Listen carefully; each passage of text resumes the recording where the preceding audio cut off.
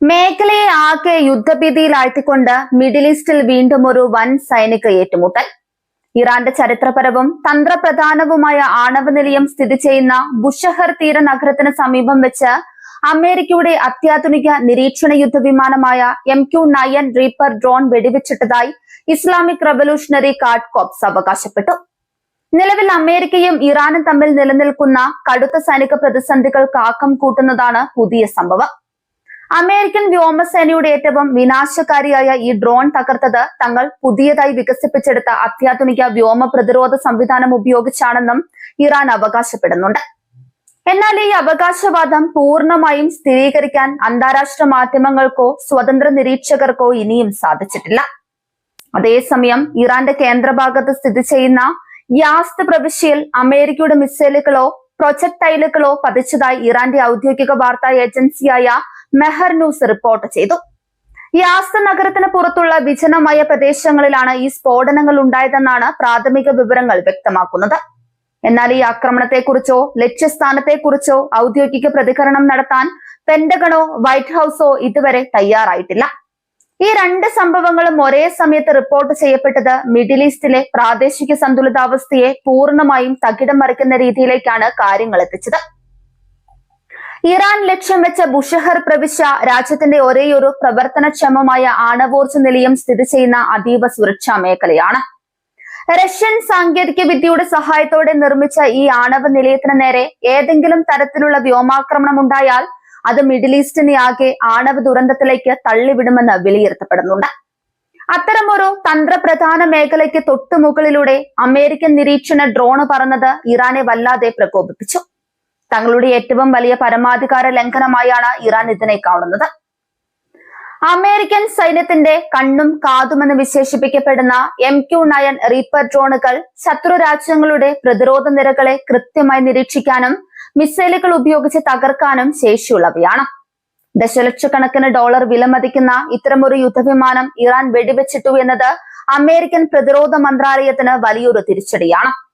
ഇതിനു മുമ്പും ഹോർമുസ് കടലിടുക്കിന് സമീപം അമേരിക്കൻ ഡ്രോണുകളെ ഇറാൻ തകർത്തിട്ടുണ്ടെങ്കിലും ബുഷഹർ ആണവ നിലയത്തിന് സമീപം ഇത് സംഭവിക്കുന്നത് ഇതാദ്യമായാണ്. തങ്ങൾ പുതുതായി വികസിപ്പിച്ചെടുത്ത മിസൈൽ പ്രതിരോധ സംവിധാനമാണ് ഇതിനായി ഉപയോഗിച്ചതെന്ന IRGCയുടെ പ്രസ്താവന സൈനിക ലോകത്ത് കടുത്ത ചർച്ചകൾക്ക് വഴി തുറന്നിട്ടുണ്ട്. റഷ്യൻ നിർമ്മിത S-400 മിസൈലുകളുടെ സാങ്കേതിക വിദ്യ ഉപയോഗിച്ച് ഇറാൻ സ്വന്തമായി വികസിപ്പിച്ചെടുത്ത ബാവർ അല്ലെങ്കിൽ ഗോർദാദ് ശ്രേണിയിൽപ്പെട്ട മിസൈലുകളാകാം ഇതിനായി ഉപയോഗിച്ചതെന്നാണ് സൂചന. ഡ്രോൺ വെടിവെച്ചിട്ട വാർത്ത പുറത്തു വന്നതിന് തൊട്ടു പിന്നാലെയാണ് യാസ്ത് നഗരത്തിൽ അമേരിക്കൻ പ്രൊജക്ടൈലുകൾ പതിച്ചതെന്ന വാർത്ത മെഹർ ഏജൻസി പുറത്തുവിടുന്നത്. ഇറാന്റെ ഭൂമിശാസ്ത്രപരമായ കേന്ദ്രബിന്ദുവാണ്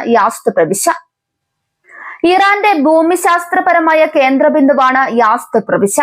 രാജ്യത്തിന്റെ തന്ത്രപ്രധാനമായ പല സൈനിക താവളങ്ങളും ഭൂഗർഭ മിസൈൽ കേന്ദ്രങ്ങളും സ്ഥിതി ചെയ്യുന്നത് ഈ മരുഭൂമി മേഖലയിലാണ്.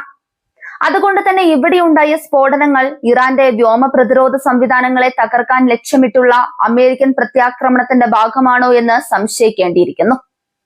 ഈ ഇരട്ട സംഭവങ്ങൾ വാഷിംഗ്ടണിലും വലിയ ചലനങ്ങൾ ഉണ്ടാക്കിയിട്ടുണ്ട്.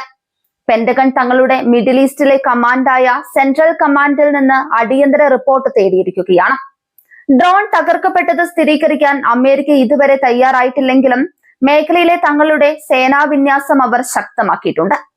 ഇറാൻ അതിര് കടന്നാൽ ശക്തമായ തിരിച്ചടി ഉണ്ടാകുമെന്ന മുന്നറിയിപ്പ് വൈറ്റ് ഹൌസ് വക്താക്കൾ മുൻപ് തന്നെ നൽകിയിട്ടുള്ളതാണ്. അന്താരാഷ്ട്ര വിപണിയിലും ഈ സൈനിക നീക്കങ്ങൾ വലിയ ആഘാതമാണ് ഉണ്ടാക്കുന്നത്.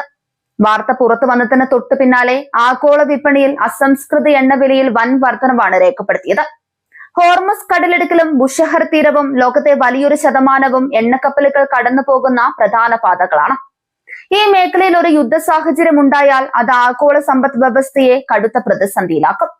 ഇറാനും അമേരിക്കയും തമ്മിലുള്ള ബന്ധം കഴിഞ്ഞ കുറേ മാസങ്ങളായി ഏറ്റവും മോശം അവസ്ഥയിലൂടെയാണ് കടന്നു പോകുന്നത്. ഉപരോധങ്ങളും പരോക്ഷമായ സൈനിക നീക്കങ്ങളും ഇരു രാജ്യങ്ങളുടെയും യുദ്ധത്തിന്റെ മുനമ്പിലെത്തിച്ചിരിക്കുന്നു.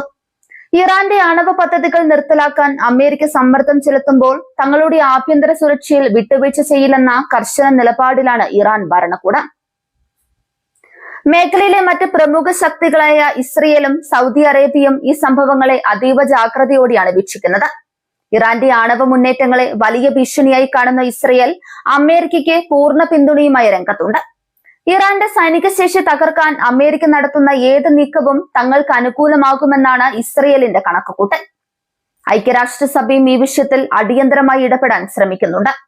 ഇരു വിഭാഗവും അടിയന്തരമായി സൈനിക നടപടികളിൽ നിന്ന് പിന്മാറണമെന്നും നയതന്ത്രപരമായ ചർച്ചകളിലൂടെ പ്രശ്നം പരിഹരിക്കണമെന്നും UN സെക്രട്ടറി ജനറൽ ആവശ്യപ്പെട്ടു. ഒരു ചെറിയ തെറ്റിദ്ധാരണ പോലും വലിയൊരു ലോക മഹായുദ്ധത്തിലേക്ക് നയിച്ചേക്കാവുന്ന സാഹചര്യമാണ് നിലവിലുള്ളതെന്ന് UN മുന്നറിയിപ്പ് നൽകുന്നുണ്ട്. ഇറാന്റെ ഭാഗത്ത് നിന്ന് നോക്കുകയാണെങ്കിൽ ഈ ഡ്രോൺ ആക്രമണം തങ്ങളുടെ ആഭ്യന്തര ജനതയ്ക്ക് മുൻപിൽ ഭരണകൂടത്തിന്റെ കരുത്ത് തെളിയിക്കാനുള്ള ഒരു അവസരം കൂടിയാണ്. കടുത്ത സാമ്പത്തിക ഉപരോധങ്ങൾ മൂലം ജനങ്ങൾക്കിടയിലുള്ള അതൃപ്തി മറികടക്കാൻ ഇത്തരം ദേശീയ സുരക്ഷാ വിഷയങ്ങൾ ഭരണകൂടത്തിന് സഹായകമാകും. വരും മണിക്കൂറുകൾ മിഡിൽ ഈസ്റ്റിന്റെ ഭാവിയെ സംബന്ധിച്ച് നിർണായകമായിരിക്കും.